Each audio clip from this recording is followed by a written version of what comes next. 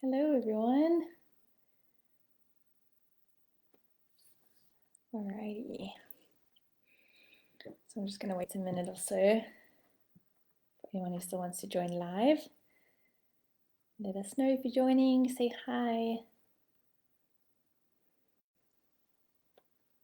And since we're talking about change and doing change differently today, I'd love to know if there's anything that you are working on at the moment, or anything that you wish you could change or do differently.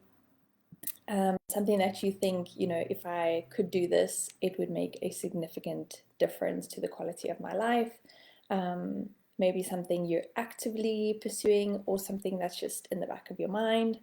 I'm hoping today is going to help you with doing that.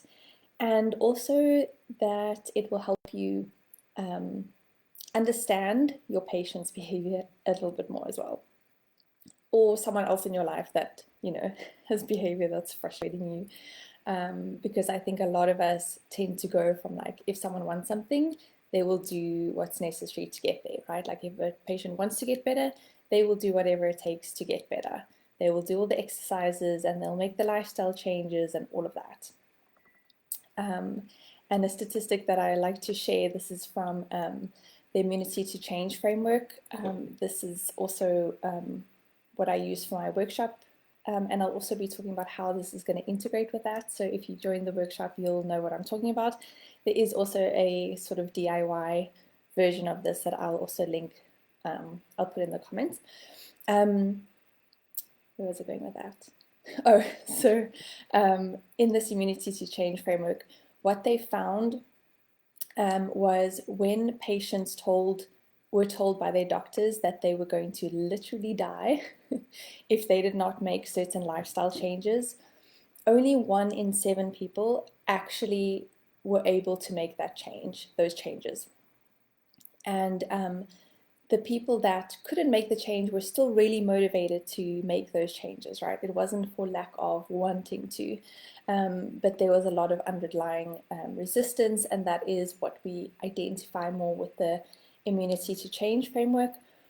And then today we're going to be talking about the phases or the stages of change. So yes, if you are joining live or if you're watching the replay, just type in the comments anything that you are working on. So maybe that's, I want to be better at setting boundaries around my hours, right? Saying no to patients who want to book outside my hours, or, maybe it's your boss that is making you work overtime and you want to set some boundaries there. Maybe it's boundaries in terms of enforcing certain policies, like, a late cancellation fee or something like that you want to change. Maybe it's something more like you wanting to prioritize your rest and recovery more, you want to take more time off, you want to take a holiday or just more days off or work less hours, and you're struggling to actually do that. And, it can be pretty much anything you're wanting to change, whether that's stopping doing something that you are not wanting to do anymore or implementing something that you would like to do. Another common one in this sort of period is people realizing how overwhelmed they get with social media and wanting to change their social media use, for example. Or it could be anything. But let us know if there's something that you're wanting to work on, and that will make this a little bit more relevant as well if you kind of have that in mind as we're going through this. So just a little background on this in terms of why I'm sharing this and what's going on for me is I'm currently working on establishing a more consistent writing routine. And I'll get a little bit into why that is. And I do actually think that's relevant to clinicians as well. So I'll get into that a little bit more now on why I want to do that. But even if the change that I'm working on isn't necessarily very relevant to you, you can work with your own change that you're working on. So essentially, I have gone through periods where I will write more consistently. I've been enjoying writing quite a lot. I recently did a writing course with a coach called Simone Soul. She's amazing. Definitely check her out. But yeah, I've sort of been getting a little bit more into it. I've been experimenting a little bit more with writing and really enjoying it. Um, and I also find it really helpful for kind of processing my thoughts and ideas, because when you start writing about things, it gets a lot more concrete and you have to think about things a lot more specifically. And sometimes you'll have this amazing idea and then you start writing about it and you realize that, you know, certain things aren't clear, or you would want to say something different, or actually you've changed your mind about that thing that you were thinking about. So it really helps clarify ideas. And then it also it kind of helps you to establish your you know, your philosophies about things. What are your opinions on things? Your different approaches to things. So I do think that we can use this as clinicians as well, because I think it's really important for us to explore our, you know, what we believe about what we do in practice, right?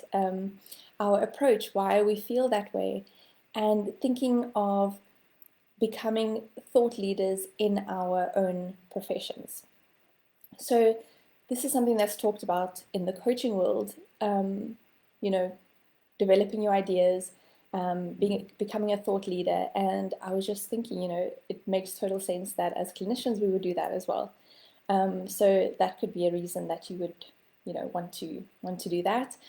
But also I think I really consume a lot, whether that's on social media, that I've been doing less of, but a lot of books, a lot of podcasts, and I really do find that my brain gets very overstimulated. And someone was talking, I can't remember who this was. It was probably on one of the blogs that I was reading, many blogs. But essentially, that we have a certain imbalance when we're consuming so much more than we're creating, or we're you know, producing ourselves.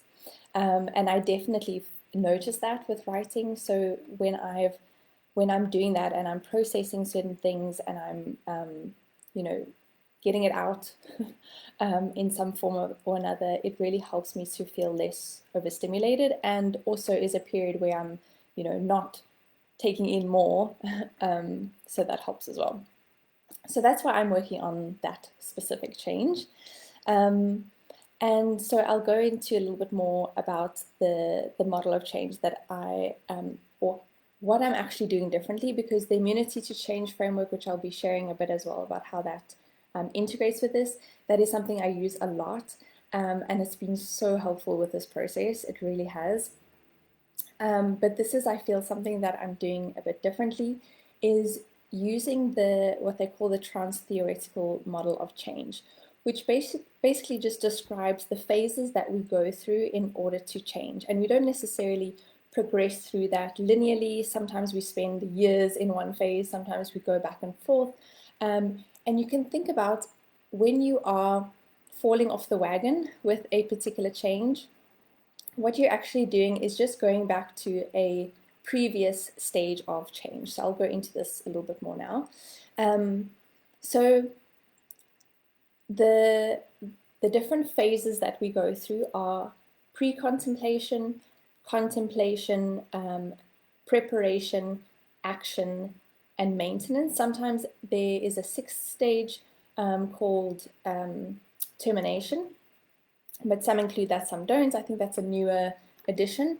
So pre-contemplation, contemplation, preparation, action, and maintenance. So for most of us, we go from contemplating something, so we think about making a change, you know, like I want to set better boundaries, or I want to stop smoking, or I want to stop drinking so much coffee, or whatever it is. That's a common one for me. And we go straight into the action phase. We leap into it, and it usually follows some sort of they say like spike in your motivation. So maybe that's from watching a documentary, or maybe that's reading about the benefits of something or the downsides of not doing that, of doing something. And so we get this burst of motivation. We're like, I'm going to do this. And then we jump straight from that contemplation into action. And this is where a lot of us go wrong. This is where I go wrong. I'm very good at jumping into action, but then I don't keep that going for a very long period of time, and then I'm back to how I was doing things before. And let me know if you can relate to this as well. A lot of us will then develop this identity of, I just don't follow through with change. I don't follow through on the things that I said I was going to do. I do it for a little while, but then, I'm just weak or lazy, so I just go back to how I was doing things before. But just know that there's nothing wrong with you. This is not a personal flaw. This is just the way that we do change, and it doesn't serve us, it doesn't help us. So I'll go into how we can do that a little bit differently using these phases. Okay, so the first one is pre-contemplation. So this is the phase where someone is not actually considering change at all, at least not within the next, they say like around 6 months. So not in the foreseeable future, right? And it is so important that we know that this is a phase, right? Or a stage. There can be someone who, is smoking or doesn't exercise or, sleeps not a lot of hours in a night or whatever it is, right? Someone can be doing something that they know is harmful. They're aware of that, but they're not actively looking to change something. And I think this is so important for us to know for ourselves and for our patients, that just because something you've like pointed out what's bad about the behavior, or told them what's going to happen if they keep doing it, or whatever the case is, right? Most, for example, smokers know, in actual fact, most smokers estimate that smoking will take more years off their life than it actually does, and they're still smoking, right? So you're not going to scare a smoker who is not contemplating change at all. You're not going to scare them into stopping smoking. So just being aware that there is a phase where you do not actually actively look to change, right? So that's pre-contemplation. Contemplation is when you're kind of thinking about it, and you will start to weigh up the pros and cons, and then a lot of people kind of stay here where they're always kind of weighing it up. Sometimes they lean more towards doing the change, sometimes they lean more towards not doing the change, but it's kind of equal, those pros and cons. And when the pros start outweighing the cons, that's when people usually move into preparation phase. So when there's more compelling or just more reasons to do the thing than to not do the thing, that's when they will jump into that. Or in the case of stopping doing something, there's more reasons to stop doing that than to stay how you are. Okay, so then in the preparation phase, this is the phase that most of us skip, and it's the one I have always skipped, and that is the main thing that I'm doing differently this time around. So I also would love to know from you guys, is this something that you also skip? Do you ever like prepare for your change, like go through this period of preparation for change? Or do you immediately go from, I think I should do this, or I want to change this, and then you go straight into action? I was joking on my newsletter and in the post yesterday about how I will go from thinking, I think I should give up coffee, and the next thing I know, I've like ordered all the stuff off Takealot. I have a new kettle that you can set the temperature so that for different teas you have different temperature water, and I've like ordered all these teas that are going to taste amazing, and I think they're all disgusting, and so I jumped straight into that action phase, and yeah, before I know it, I've collected all these items of all these things that I've gone through this or that phase trying to change. So this is what I'm doing differently, and what most of us would do well with doing differently if we want change to be more sustainable. So they say that this phase is usually about a month. So this is what you do when about in the next month or so you are planning to make a change. And it's basically collecting resources for that. It's preparing for obstacles. It's preparing you and maybe the people around you for the change that's going to be coming, to make sure that it is something that is sustainable for you. So I'm going to be talking about a few of the things that I'm doing You may not do these specific things, but it's essentially anything that's preparing you for that change that you want to make. So this is where the immunity map becomes really important. I actually think you could do the immunity map or the immunity to change framework. I think you could do that in the contemplation phase as well, because it identifies a lot of the underlying assumptions.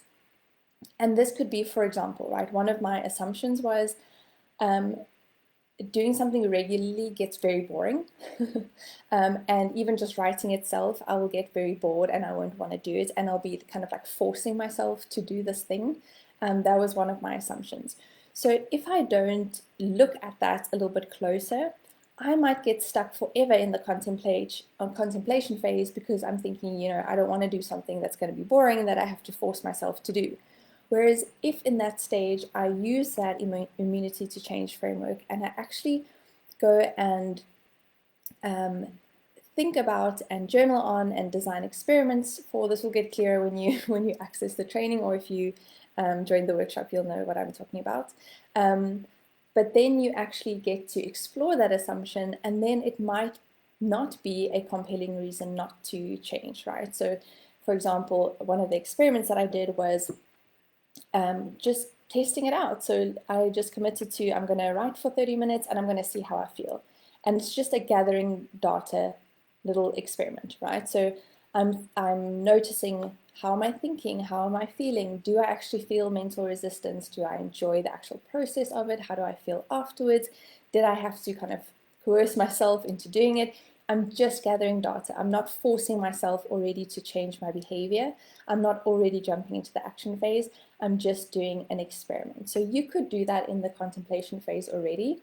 And I think that's really awesome. That is what I was doing when I was contemplating this change, and I found that really helpful. But you could also do it, even if you've already decided to do it, you could do the immunity to change framework in the preparation phase as well. So essentially, you are identifying through a particular process, you're identifying what the underlying resistance is. And from there, you are identifying what might be some of your beliefs and assumptions that underlie that. So for example, for me, it was writing is going to be boring and I'm going to have to force myself to do it, right? I had assumptions about committing to something regularly, that takes away your freedom, that it feels restrictive to do that. I had assumptions like, you know, taking my writing practice more seriously, you know, committing to a specific routine or practice means that I think my ideas are like the super important and it's arrogant. So you'll find a lot of like interesting, often like identity things that we worried about, and just general assumptions that we have about the activity that we've never really explored. And sometimes there's some truth to that. Usually we just find that there's more nuance to that, right? And then through that process as well, you design small experiments, writing on it, designing experiment, like I said, you know, sitting down to write for 30 minutes and just seeing how that feels, right? For example, if you are wanting to set boundaries is around your practice hours, for example, right? Then one of your underlying assumptions might be, if I do that, patients are not going to come back. If I have to say no to a patient and they want to book outside my hours, they're not going to come back, right? Then you would take that, and often the first stage of like exploring that assumption is just to write about it, right? Where does this belief come from? What is some contradictory evidence that I can find? When has it happened in the past that someone has come back when I've said no, right? Is there another clinician that I can think of that has very strict boundaries around their practice hours and their practice is thriving, etc., right? So we explore that in terms of writing. And then we can also design experiments that are in safe little steps. So for example, you know, with this same example, maybe you say no to the patient. You know, you just say, I'm just going to pick one patient and I'm going to say no to that patient. And if they end up saying, you know, I can't make it then in the other appointments that you've given them options for, then you say, okay, no, don't worry, I will see you today. And you'll kind of backtrack a little bit on that, right? That might be the first phase because that feels really safe. It's like, even if they then don't want to come, I can like backtrack and still book them, right? And then the next phase might be, I'm going to say no completely, but still only to one patient. The rest, I'm just going to allow myself to book them whenever. So you're going in, phases that feel comfortable and safe to you, but you're just experimenting. This is not, again, this is not the phase where you're already taking action. You're not already trying to change your behavior. I'm not already trying to, I'm not already trying to implement the writing practice. I'm just introducing an experiment that allows me to test out some of the assumptions that I have about doing this. So that's what I'm doing in this preparation phase. I also committed to something very specific in my action phase, right? If we are kind of vague, like if I just left it as, I'm going to have a regular writing practice, and that's going to be my action, right? When I jump into that, I'm going to be unsure what that means, right? Do I have to, produce a piece of writing? Do I have to post a piece of writing? Do I have to write for 1 hour? Do I have to write for 20 minutes? What is the, what are the exact things that I'm committing to, the parameters around that, so that you know whether or not you actually did it in a day, right? We often tend to keep things a bit vague so that we have kind of loopholes around that. But also we can often feel like we failed because our idea of a regular writing practice means every day for an hour I have to write and I have to produce a blog post or whatever, and that's unrealistic. So when I'm in this preparation phase, I get to think about, what can I sustain? What feels really doable to me? What could I sustain for 6 months? That is the recommended action phase, around 6 months. So what could I sustain for that period of time? For me, I've chosen 5 days a week that I do half an hour of writing, and I just sit down to write with no distractions or anything like that. And whether I write 10 pages or 2 sentences, it's totally fine. I just have to do that half an hour. And it is private writing, so I don't have to publish that piece of writing. So I'm putting like specifications around what I'm actually doing so that I know whether or not I was able to do that or not. Okay. Another thing that you can do in the preparation phase is, this is where you can gather resources, right? Let's say you are someone who is giving up smoking, right? Maybe you read some biographies of people who successfully gave up one of their addictions, right? Or you read books on change, or for me, for example, I read a couple of blogs on writing. It's sort of to give you some sense of, like, sometimes more in the contemplation phase, you might be doing this again to get more compelling reasons why you should, or why you want to do the change or should do the change. But yeah, most of these things, if you approach it from like I should, it's not going to be sustainable either. So anything that is giving you compelling reasons to do it, or maybe researching reasons why you're not going to do it right now, right? It can be in the contemplation phase where you're doing research, but it can also be in the preparation phase, and then it just takes on a slightly different role depending on which phase you're using it in. So, I read Anne Lamott, I think that's how you pronounce it. Her book is called Bird by Bird. Such an awesome book and so funny. But it's about writing and life, and how, writing is just a way of processing life and of telling your story and finding your voice in some way. It's not necessarily about publishing or having anything to show for it. So that was a really cool book to read. Some blogs, also did that writing course, so I have a lot of content that, for example, in the course that I did, from that I have a lot of prompts that I can use for, that was sort of foreseeing a potential obstacle, which is, I'm going to sit down, I'm not going to know what to write about. And so those prompts basically help me prepare for that. So if I sit down and I don't have anything immediately that I want to write about, then I just pull up that page of prompts and I can pick something and write about that, right? So anything that prepares you for the action phase. And you can think about it like this. If I had to fail, if I had to fall off the wagon, if I had to not succeed in making this change, what are the likely reasons that that would happen, right? And then you take each of those reasons and you prepare for them. So again, in the example of you wanting to set boundaries, right? You know that in that moment, on that phone call, you are going to feel too bad to actually do it, right? So maybe, depending on where you are in that phase, of course, we don't want to jump straight into things, but let's say you schedule something with a friend outside your hours so that you know you have something, you know you have someone holding you accountable for keeping those hours, and that can help you prepare for something you know is going to come up, which is that you're going to be on that phone call and not have anything planned afterwards. So you think, oh, well, why not, right? I might as well book this patient when they want to come. So it can be things like that, looking at what are the potential obstacles in actually taking action and sustaining that action for, let's say, a period of 6 months. What is likely going to be the reasons that you don't succeed in doing that, and how can you prepare for each one?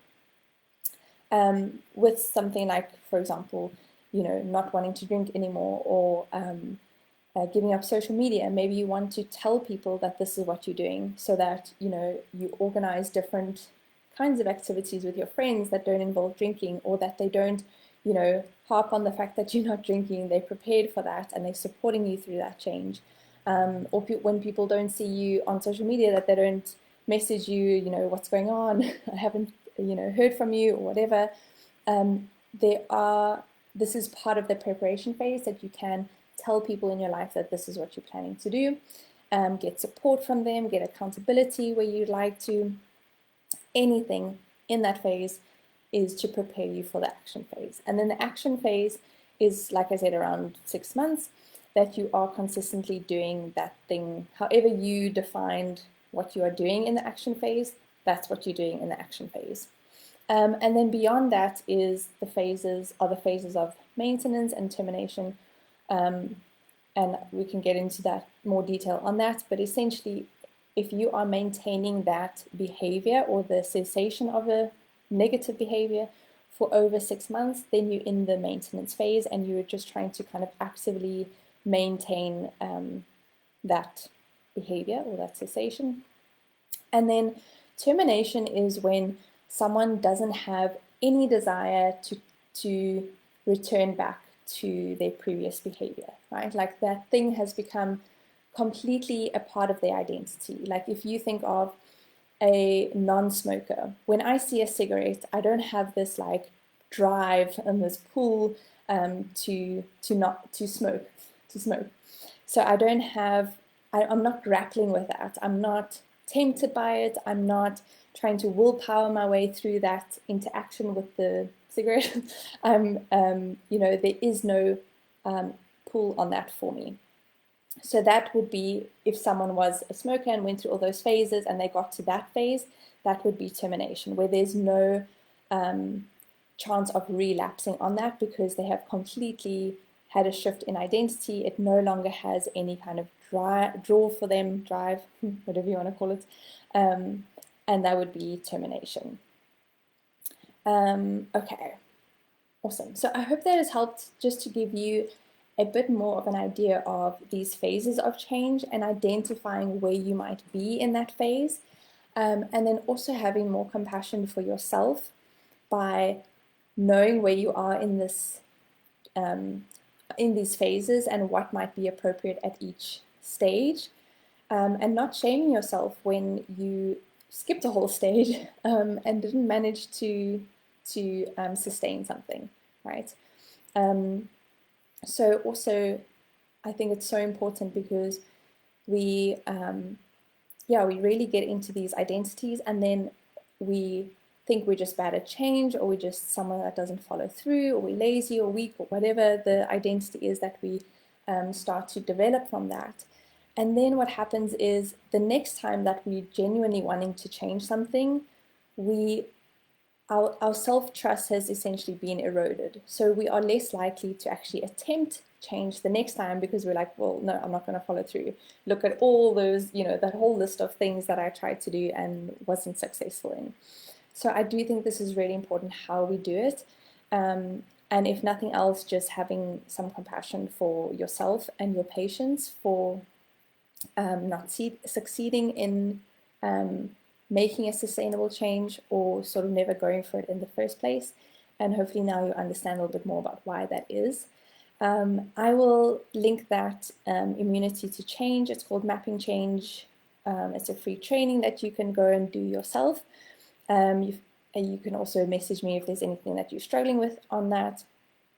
And then, yeah, for people who did do the workshop, this hopefully gives you also some idea of how you can integrate these two kind of systems of change or frameworks. And yeah, I'd love to know from you guys what, if anything, if there's a change that you are working on, that you are maybe contemplating or preparing for. I'd love to hear from you guys. So just pop that into the comments and I will see you guys soon. Bye.